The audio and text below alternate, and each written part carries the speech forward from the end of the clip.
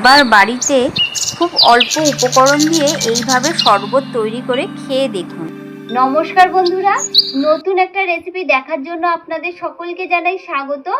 আজকে তৈরি করে দেখাবো টক ঝাল মিষ্টি তেঁতুলের শরবত। আমি কিভাবে করি আপনারা প্রথম থেকে শেষ পর্যন্ত পুরো ভিডিওটা দেখতে থাকুন।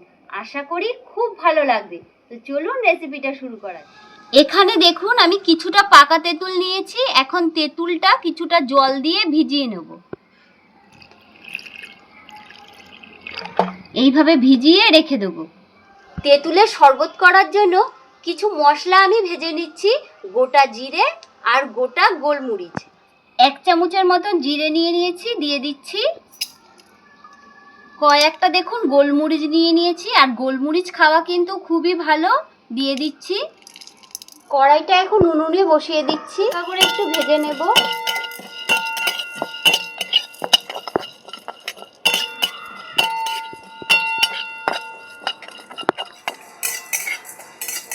এখন মশলাটা হালকা লাল করে ভেজে নিয়েছি। এখন আমি নামিয়ে নিই। মশলাটা আমি ঠান্ডা করে নিয়েছি, এখন শিলনোড়ায় বেটে নেব। মশলাটা দেখুন বেশ সুন্দর করে কিন্তু গুঁড়ো করে নিয়েছি। এখন তেঁতুলের কাতটা আমি খুব ভালো করে বের করে নেব। দেখুন তেঁতুলটা ভিজিয়ে রেখেছিলাম, একটু নরম হয়ে গেছে।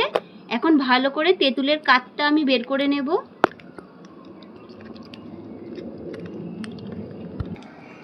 তেঁতুলে কিন্তু অনেক উপকারিতা আছে।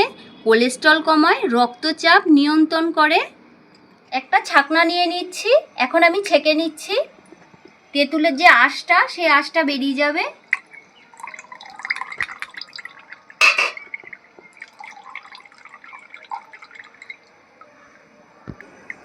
কিছুটা এই গ্লাসের মধ্যে ঢেলে নিচ্ছি।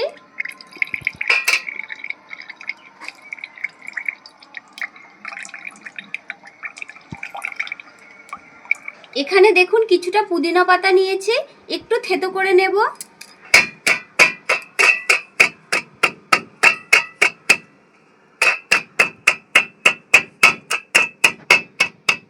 এখন গ্লাসের মধ্যে দিয়ে দিচ্ছি অল্প অল্প করে।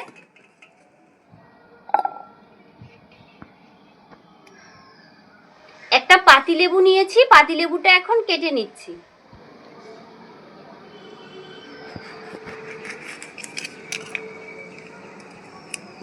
বীজগুলো ফেলে দেবো।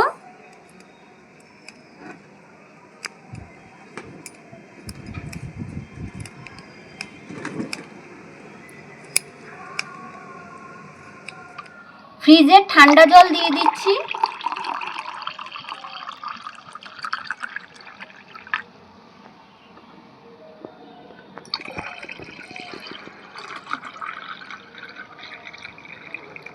পরিমাণ মতন বিট নুন দিয়ে দিচ্ছি। ভেজে রাখা মশলাটা দিয়ে দিচ্ছি।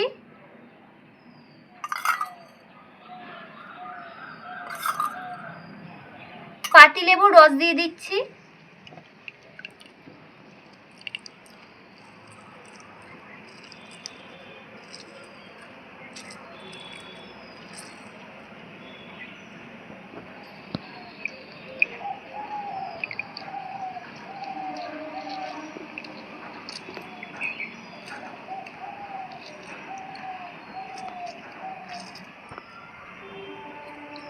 দিয়ে দিচ্ছি পরিমাণ মতন চিনি, 2 চামচ চিনি দিয়ে দিচ্ছি।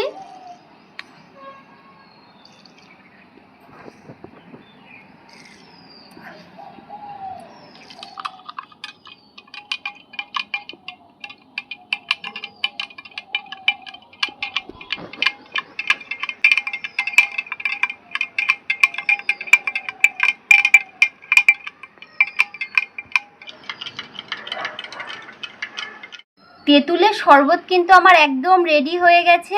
ভাজা মশলা দেওয়াতে এত সুন্দর একটা গন্ধ বেরোচ্ছে।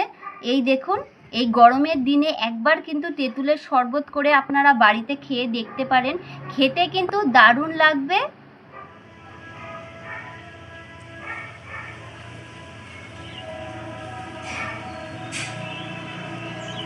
খেতে কিন্তু দারুণ লাগছে।